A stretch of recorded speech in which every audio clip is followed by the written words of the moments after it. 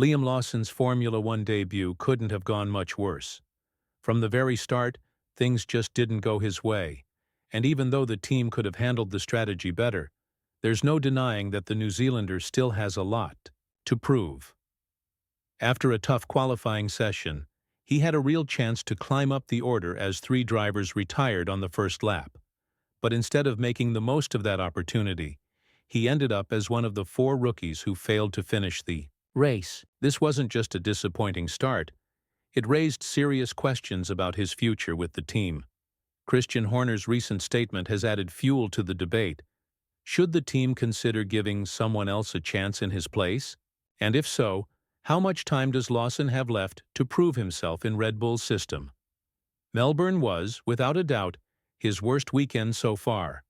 When a driver struggles for pace throughout an entire race weekend, it's a massive red flag. Last year in Austin, Lawson showed that he could pull off an incredible recovery drive when it really mattered. But this time in Australia, he was completely off the pace. The most concerning part? He got lapped by his own teammate, a situation that has spelled the end of a Red Bull driver's career before. When discussing the race, Lawson didn't make any excuses. He took full responsibility for his mistakes and admitted that there weren't many positives to take from the weekend. His focus now is on the upcoming race in China, where he hopes to reset and put this disastrous debut behind him. "There's really not much to take away from this race," Lawson admitted. "I'm just looking forward to getting to China and starting fresh. I've been through tough situations before in my career, and unfortunately, we don't have much time to reflect. The sprint format makes things even more challenging, but I'm eager to get back in the car and prove myself." Lawson also clarified that there was no miscommunication between him and the team regarding strategy. They were both on the same page when they decided to take a risk with dry tires, believing they could stretch the stint. Unfortunately, that gamble backfired completely. "There was no disagreement with the team," he explained. "We knew we were taking a risk, and we made that decision together. I just feel bad about putting the car into the wall.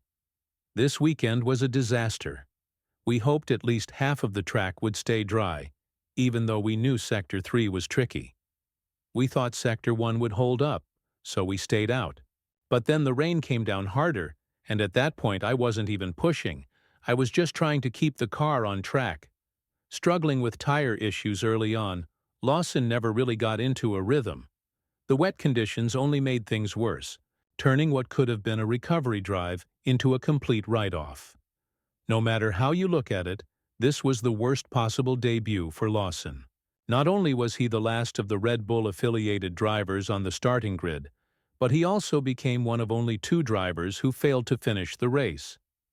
The other, Haas's driver, made a mistake at Turn 1, but given that it was his very first Formula One race, there's at least some justification for his error.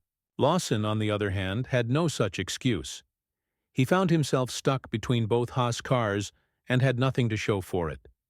Meanwhile, another rookie, Antonelli, also had a rough start to the weekend.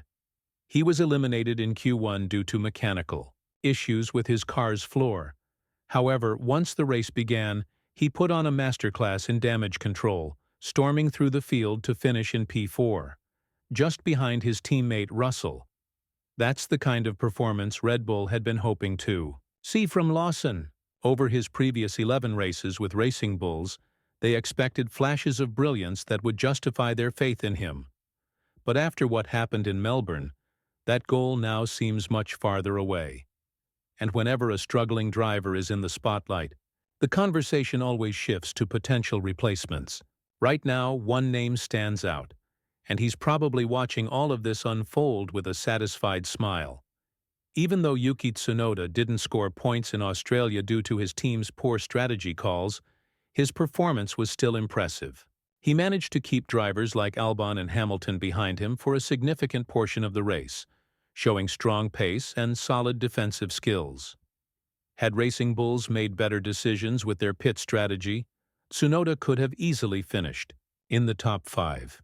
Despite the setback, Tsunoda remained optimistic. His post-race comments made it clear that he still believes in the team's potential. "We shouldn't be too disappointed," he said. "There's a lot of pace in the car, and we just need to execute better in the next races." But while Tsunoda is staying positive, the discussion about Red Bull's driver lineup is heating up. Christian Horner has already commented on Lawson's difficult weekend, and as expected, he didn't place the blame solely on the young Kiwi. He acknowledged that the team's strategy misfired, and that Lawson was caught in an unfortunate situation. "It was a tough weekend for Liam," Horner admitted. "We made some setup changes to add more downforce, but this track is incredibly difficult for overtaking. We took a gamble by keeping him out on dry tires, thinking that if the rain held off, we could gain positions. Unfortunately, that was exactly when the downpour got worse, and it backfired completely. So you can't really blame him for that final spin." However, Horner did point out one silver lining. Despite all the struggles, Lawson actually posted the second fastest lap time on dry tires at one point in the race. "If there's anything positive to take away, it's that his raw pace wasn't bad when conditions were stable," Horner added. Still, one question remains. How many more chances will Lawson get before Red Bull considers making a change? When Lawson was given the Red Bull seat, it was always understood that Tsunoda could be next in line if things didn't go well. Of course, a single poor race doesn't automatically mean that Lawson is on his way out. But given how much pressure surrounds any Red Bull-affiliated driver, this was the last thing he needed at the start of the season. Even before his debut, both Helmut Marko and Jos Verstappen had made it clear that Lawson didn't need to beat Verstappen. He just needed to be within 3 to 4 tenths of a second per lap. Any closer, and he would risk overdriving. Any slower, and questions would be raised. Unfortunately, based on the Melbourne race, Lawson seemed much further off the mark than expected. If his performance doesn't improve over the next few races, Red Bull might have to consider swapping him out for Tsunoda. The team is already in discussions with the FIA regarding a potential super license for Arvid Lindblad, who could race for Racing Bulls in 2026. This means that, at some point, Red Bull will have to decide whether to let go of Tsunoda or finally give him the long-awaited opportunity in the senior team. For his part, Tsunoda has made it clear that he hasn't given up on his dream of driving for Red Bull. When asked about his future, he was direct. "I still want that Red Bull seat at some point, but it's not my decision. It's up to them." I got 3 calls before the announcement from Helmut, Christian, and Laurent. The first was from Helmut, so I heard the final decision from him. "There's no point in complaining. I just said, okay, I get it. Good luck." That's it. I just have to keep doing my job and my mindset won't change. But then came the most interesting revelation. Tsunoda doesn't believe Lawson's got the seat purely based on performance. Instead, he hinted that it was a political decision that put him at a disadvantage. Tsunoda didn't press for answers on why Lawson was chosen over him, but from what he gathered, the decision wasn't purely about performance. "I didn't really ask why Lawson got that seat instead of me," Tsunoda admitted. "From what I heard, it wasn't based on who was faster. It was more of a political decision. I don't know the details, maybe Christian didn't explain it completely, but I wasn't really interested in questioning it. I just told them how I felt and moved on.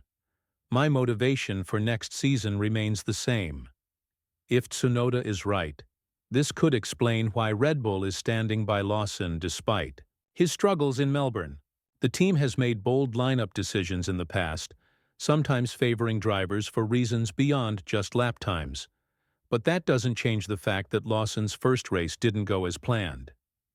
Being lapped by the leaders is never a good sign, especially when you're driving for Red Bull. It's the exact issue the team had with Sergio Perez last season. Verstappen simply couldn't carry the entire championship fight alone. Red Bull needs both of its drivers performing at a high level if it wants to keep dominating the Constructors' Championship. Look at what Mercedes did with Antonelli. Even after a tough qualifying session, The young driver managed a stunning recovery race and finished P4, right behind his teammate Russell. Meanwhile, Ferrari had a rough weekend, but they're expected to bounce back quickly. If Red Bull isn't careful, teams like McLaren and Ferrari could close the gap sooner than expected. That's why Lawson's next races are critical. If he doesn't improve, he could put Red Bull in an even worse situation than last year, when the team barely held on to P4 in the constructors' standings. McLaren's CEO, Zak Brown, has already stirred the conversation by questioning Red Bull's driver choices. His recent statement raised eyebrows. "It's going to be a very exciting year. Yuki did a fantastic job, and if you look at his performance, he's probably the one who should be in the Red Bull seat. But they seem to make some strange decisions when it comes to their lineup." With all of this in mind, the pressure is mounting on Lawson. His debut in Australia was far from ideal, and with Red Bull's notoriously short patience for underperforming drivers, he has little time to turn things around.